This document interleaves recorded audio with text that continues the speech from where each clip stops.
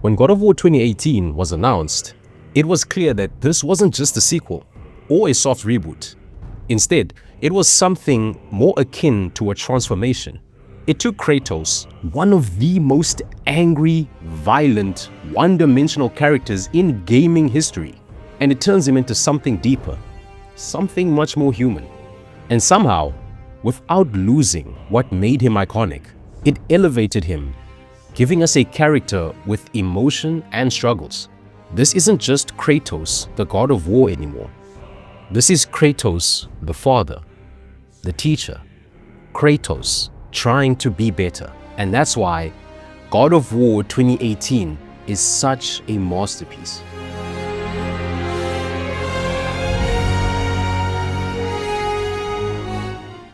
When you first boot up God of War 2018, the very first thing you notice is how different it feels. The camera is tighter, the tone is quieter. The violence is still there, but it's more grounded and more intentional. As your focus extends, the first thing you notice is that Kratos has left Greece. Kratos has somehow made his way into the Norse lands, and the game doesn't immediately spell out how. That ambiguity kind of adds to the mystique. Is this the same Earth, just different pantheons ruling different regions? That actually makes a lot of sense, especially since the Norse gods clearly know about the Greek world. But at the same time, we know Tyr had access to realm travel, and his temple literally contains artifacts from other mythologies. So maybe these pantheons exist in entirely separate realms, connected through something deeper. The game never fully explains it, and that's fine, because the real focus isn't how Kratos got here, it's who he is now that he's there.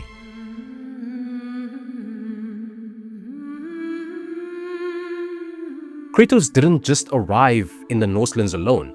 At some point, he met Faye. The game never shows us exactly how that happened, but you can piece things together on your own. She found him, not the other way around. And if you really think about it, she probably knew exactly who this guy was. There's even a strong argument that they fought, which wouldn't be surprising if Faye actually held her own or even beat him, because this is someone deeply connected to prophecy, someone who clearly understood Kratos before he understood himself. In time, Faye fell in love with him, but more than love, you can say she guided him. She helped him control his rage. She helped him grow as a person. Because of Faye and her guidance, Kratos doesn't just suppress his anger, he's actively trying to become better. Do not be sorry, be better. That line doesn't just apply to Atreus.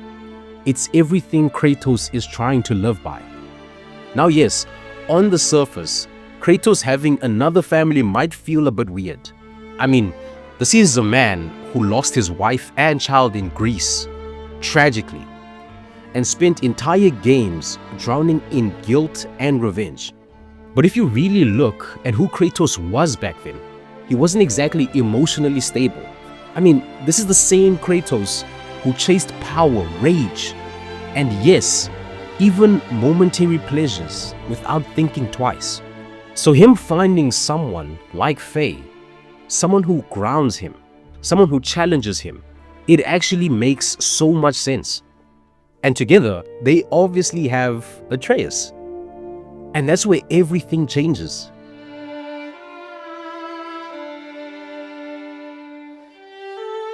God of War 2018 isn't about killing gods.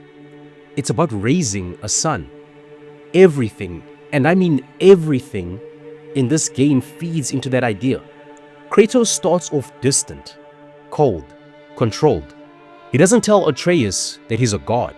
He doesn't even really comfort him emotionally. He teaches through discipline, survival, and through restraint. And you can feel it.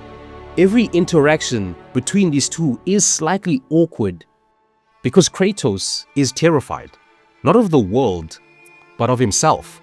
He's scared that if Atreus knows the truth, that he's part god, that he'll become like him, angry, destructive, lost.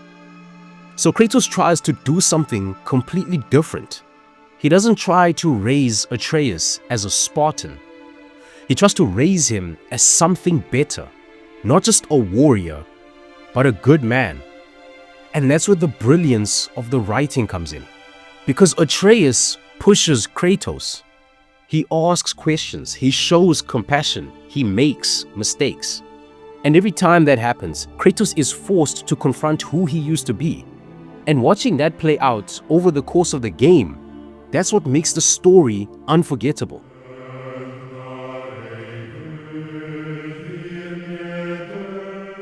And what's crazy is the gameplay actually reinforces all of this. This isn't the old God of War. I mean, the combat is slightly slower, heavier, and more deliberate. The Leviathan axe isn't just a weapon, it's a statement. You throw it, recall it, control the battlefield with it. Every hit feels intentional, every fight feels grounded. And Atreus, he's not just tagging along, he's part of the combat. You command him, he supports you, he learns alongside you. It's not just gameplay, it's storytelling through mechanics. You're not playing as Kratos alone anymore, you're fighting with your son. Even the camera, the fact that it's one continuous shot, keeps you locked into their journey. There are no cuts, no breaks. It feels like one long uninterrupted experience. Such a design choice makes everything more immersive, more personal. You're not just watching their relationship grow, you're living it.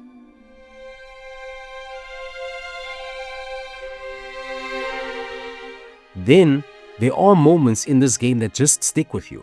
Not because they're loud or explosive, but because they're so meaningful.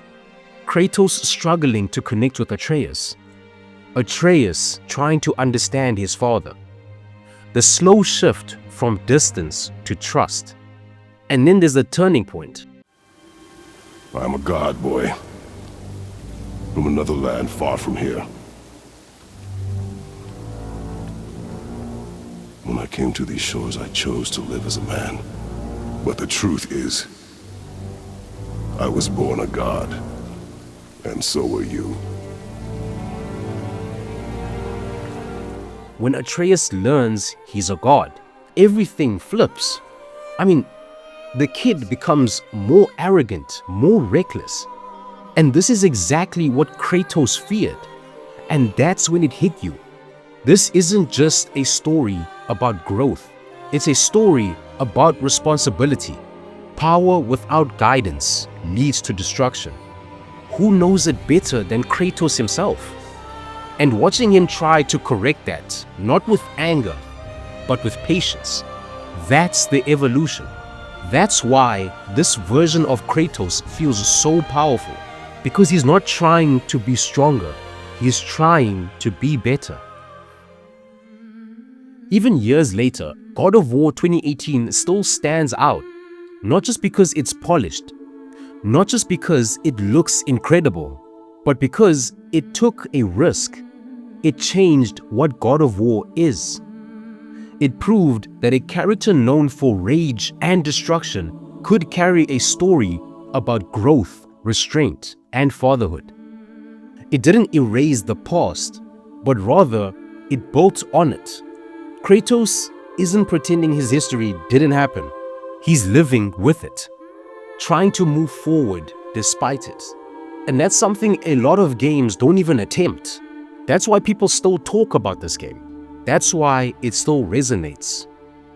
Because at its core, God of War 2018 is not about gods.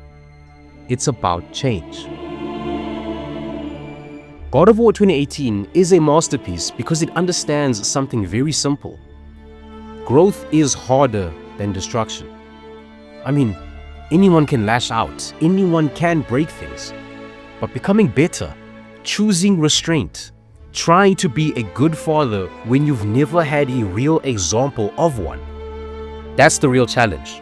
And Kratos faces that challenge head on. Not perfectly, not easily, but honestly. And that's what makes this journey so powerful. This isn't just the story of a god. It's the story of a man trying to leave something better behind, than what he came from. And that's why God of War 2018 is such a masterpiece. If you play God of War 2018, I want to know what stood out to you the most. Was it the relationship between Kratos and Atreus? Was it the combat? Or just seeing Kratos evolve into something completely different? Drop your thoughts in the comments below.